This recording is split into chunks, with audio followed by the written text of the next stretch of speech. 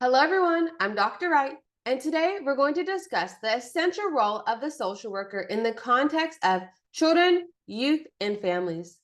Social work is a profession that's deeply rooted in the values of service, social justice, and the dignity of every individual. When working with children, youth, and families, our role extends beyond just providing services.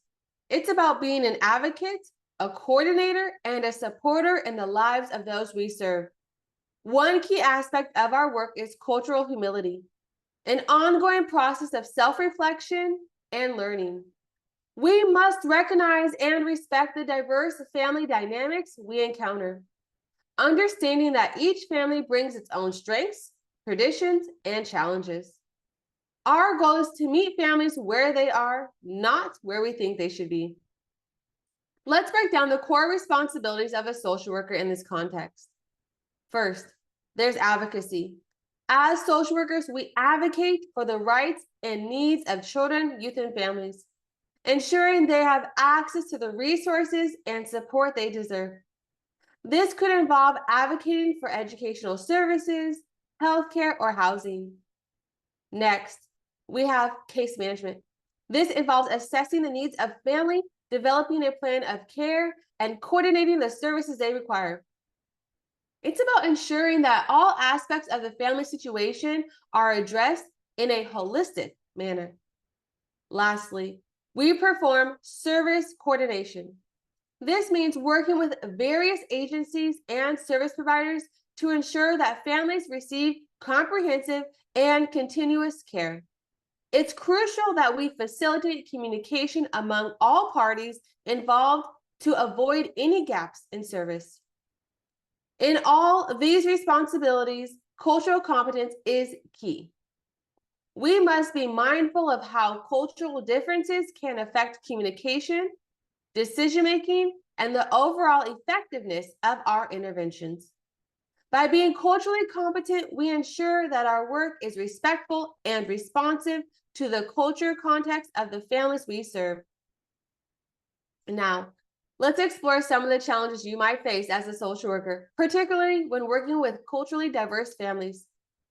One of the biggest challenges is the potential for bias, both implicit and explicit.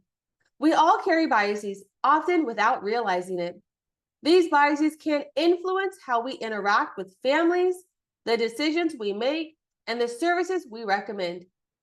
It's essential to continuously reflect on our own biases and how they might impact your practice. Ask yourself, am I truly understanding this family's needs, or am I imposing my own cultural lens on their situation? Another challenge is navigating cultural differences in family dynamics. For example, in some cultures, family decisions are made by a collective effort, while in others, decisions are more individualistic. As social workers, we must be flexible and open to different ways of thinking and being, always prioritizing the family's values and preferences. So, how can we apply these concepts in our day-to-day practice? Building trust and rapport is foundational. Start by showing genuine interest in the family's background, values, and experiences. Listen actively and avoid making assumptions. It's important to demonstrate respect for their cultural norms and practices, even if they differ from your own. Here's an example. If you're working with a family where elders play a significant role in decision-making, include them in your discussion and ensure their voices are heard. This not only shows respect for their cultural traditions, but also helps in building trust. Another strategy is to use cultural sensitive approaches in your communication and interventions. This might mean using language that resonates with the family's cultural background or adapting your intervention to align with their beliefs and practices. For instance, if a family values community support, you might focus on connecting them with community-based resources rather than just formal services. To sum up, the role of a social worker in the context of children, youth, and families is multifaceted.